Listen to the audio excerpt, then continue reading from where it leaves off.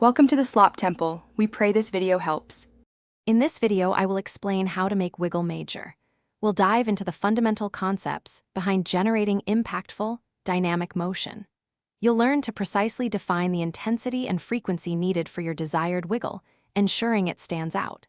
We will also explore various practical methods and techniques to effectively implement a truly prominent wiggle effect in your projects, making it a significant feature. Get ready to master dynamic movement. To achieve a major wiggle, first define its parameters. Amplitude is crucial, as it determines the overall size and reach of your wiggle, from subtle to expansive. Next, set the frequency to control how rapidly the wiggle oscillates, ranging from slow, gentle movements to quick, energetic vibrations. Finally, consider incorporating a degree of randomness.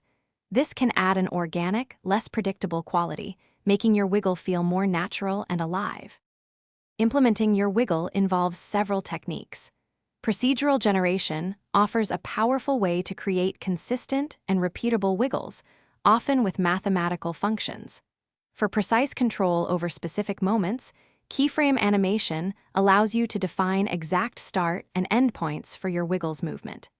Don't hesitate to combine these methods. Layering procedural wiggles with keyframed adjustments can produce incredibly complex and visually rich dynamic effects, enhancing your project significantly.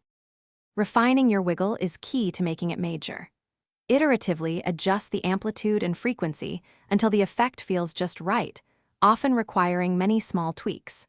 Always check for any unwanted clipping or intersections with other elements in your scene, which can detract from the quality.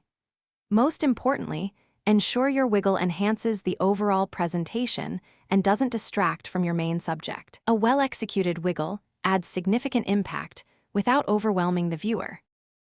Thanks for watching. Consider subscribing if we helped you.